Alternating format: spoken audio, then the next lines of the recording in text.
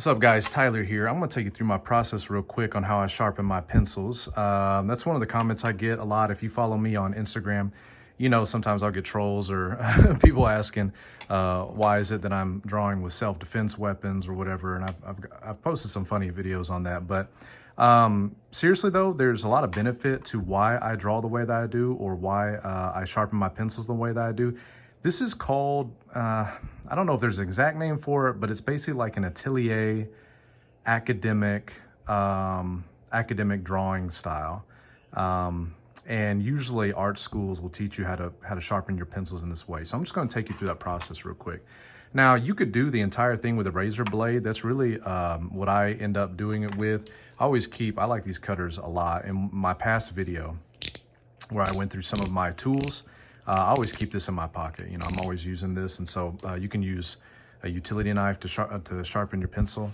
And you could do the entire thing with a razor blade, but just for kind of a shortcut, I use this long point pencil sharpener by AFMAT. You can find this on Amazon, and it is super helpful. But it kind of just takes a lot of the process out of the way for me, and kind of gives me a shortcut. So you basically just put it in there, it holds it, and then you release, and it's a long point pencil sharpener, so it's meant to sharpen your pencil into a long point. After that, what I end up doing is I just take a brand new razor blade, not for each pencil or each time, but you know, usually a new razor blade will last you for a while. You take the razor blade, and what you want to do is you just want to begin paring the pencil down and expose as much lead as you think you're going to need for your style of drawing, right? And so I usually keep it about like an inch and a half or so. Is usually the reason why I do that. Now, at the end of the video, I'll explain what the benefits are and why I end up going through the process in the way that I do. But here's basically what I do. So long point pencil sharpener. Now I want to expose the graphite. And so then it's just a process of doing that. And so I'll just slide this along the grain of my pencil, right? While I'm kind of pushing up with my thumb. And then it's just like whittling wood at that point, right? Because the razor blade is so sharp, and I'm usually very careful not to cut into the graphite with the razor blade, because we're just going to save that for the sandpaper later.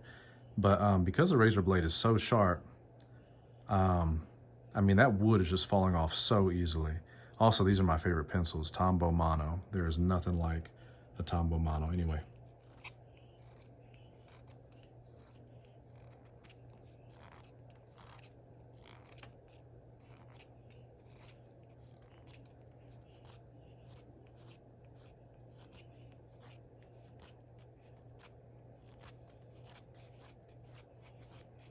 What I want to do at this point is just get the wood there as tapered as possible. Oh, kind of cut into the graphite there. That looks ugly. Don't like that at all. It's also going to affect the constitution and the integrity of the pencil down the line. Anyway, so that's about enough for right now, right? So that's, let me see if I can get this to focus. It might be a little too close for it to focus anyway. So that's how much graphite I end up exposing. And I'll take one of these. Now, I've had people comment that until they saw my videos, they didn't even realize what this was for, that they have gotten tons of drawing kits from grandmas and grandfathers over the years, and it always had a sandpaper block in it, and they didn't know what it was for. I'm about to show you what it's for. It's a pencil pointer, and it's there once you've exposed the lead, just to begin to taper and sharpen it.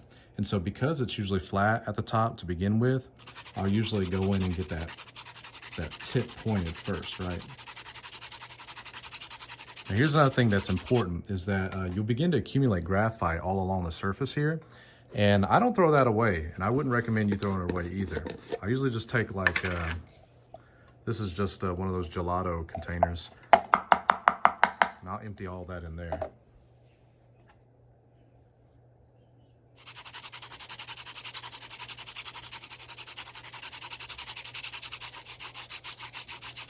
I'm carefully turning the pencil around in my hand like this as I'm going back and forth, so I'm getting all sides evenly. You probably can't see it when I'm going really quickly, but I'm basically going like this in slow motion. So just twisting as I go up and down.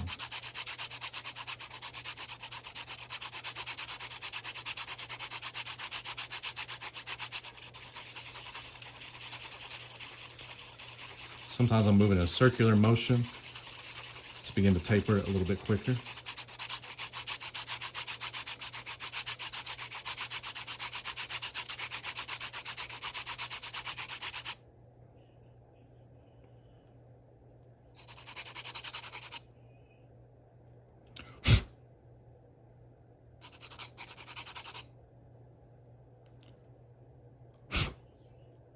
And there we go. We have a super sharp point now. And so if we get a piece of paper, hold on, let me get my sketchbook. I mean, just look at the type of gradient you're able to produce there, right? Really fine hatching marks. And with the with the sharpness of the pencil, you're able to get into the grain, to the texture of the paper a lot better too. So it's really pretty mark there. And not only that, but that's gonna be super, super easy to erase later as well because we're pressing so lightly. And so that's my sharpening process. Now the benefits of this, a lot of benefits. There's probably even some I've not even thought of. But basically, number one is it strengthens my sight. So whenever I draw with an overhand grip, and I use my pencil kind of like a brush. And so number one, you're able to see where your pencil lead is going a lot better, so you can be more precise about your lines. You're also able to, if you're making videos like me, able to show people the drawing a lot easier, because if my hand is all the way back here, then while I'm, shading a face, Darth Vader, whatever, you're able to see the face a lot easier for a video, for a demo or a tutorial. Another thing is that it encourages me to use the overhand artist grip. Now, a lot of us, because of how we write, we use the tripod grip, and so we're used to drawing like this. This kind of, just through habit, brings my mind into an art-making position, right? And I know I'm about to create art, and just with the overhand grip, it also encourages me to draw very lightly and loosely. And so by using an overhand grip, I'm able to utilize all the strength of my shoulder and making straighter lines. And so there's a lot of benefits to having the overhand grip. Another thing is that it's lighter.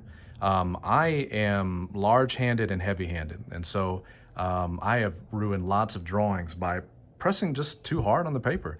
And so by holding my pencil from the back like this, and by shading like this, and bringing in my lines and blocking in this way, I can create super light lines that are very easy to erase, and I don't ever end up, regretting a mark I've made on the paper. And it really helps for mark making in general.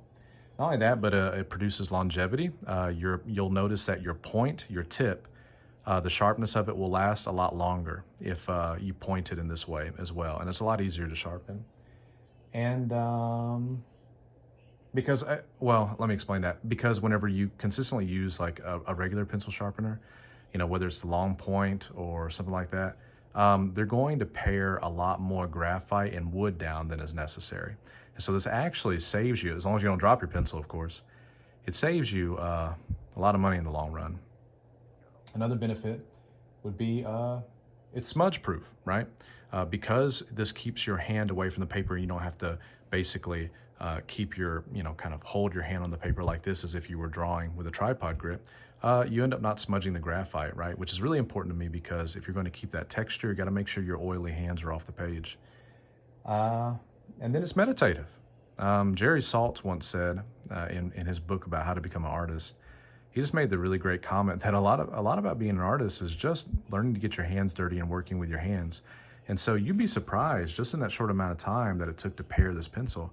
It was like whittling, it was very meditative. And I like getting into that mindset right before I'm about to create, about getting my hands dirty and working with raw materials, which is why I guess I'm a traditional artist. Then lastly, also for self-defense, right? So this is that pencil that John Wick used. So it's able to, it's sharp. Anyway, so hopefully that helps. And let me know if this is helpful to you in the comments. Like, share, subscribe, and we'll see you next time.